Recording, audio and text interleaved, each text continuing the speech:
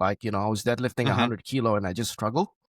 And then I started looking for programs because I was thinking, surely that's a better way to do things. Just like everything else, I'm the glad structure, that right? you've realized that doing everything all on one day, several times a week, wasn't the way forward. I'm glad you figured that out early on because, like, let's face it, other people started out at the same time as you doing the same thing. They didn't come to the same conclusion as you. They kind of walked off, did something else or whatever. But obviously, you made some really good decisions after that. So I'm glad you changed your routine. Yes, sir. Went to bodybuilding.com, man. Okay. Search for a program.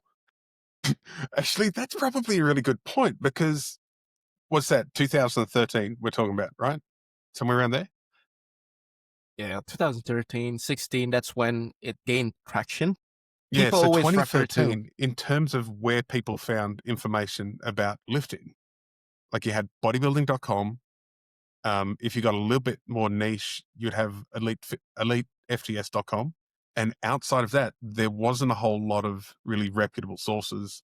Maybe T Nation every now and then, but even T Nation was by that stage. T Nation by T-Nation. 2013 was pretty crappy. It wasn't what it was. So you got to yeah, bodybuilding.com because we didn't have anything else. That was your source, which is yeah. So I followed that religiously. And yeah, like 2 months in, I actually tried to deadlift 200 kilo. Right. I failed.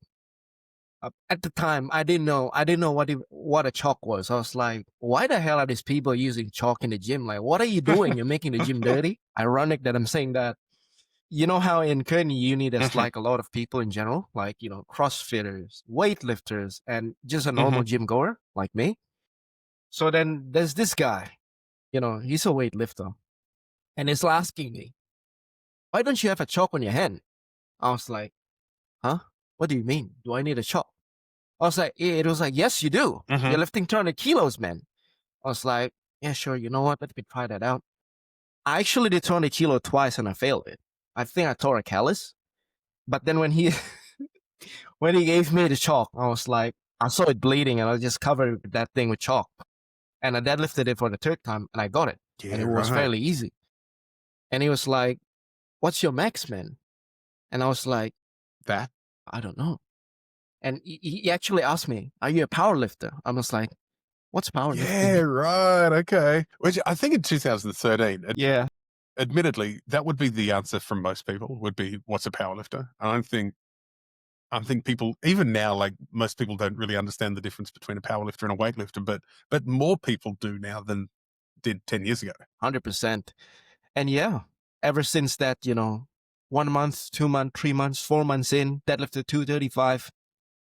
And from there on, got hooked, joined a comp because my friend told me, hey, you're strong. You should actually compete. And I'm like, shit, that's a competition? Let's do it. What competition?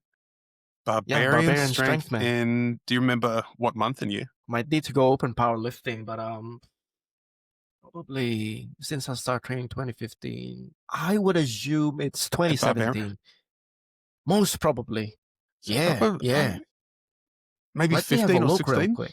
Because I don't think by 17, I'm not sure we're doing competitions Could be at Barbarian anymore.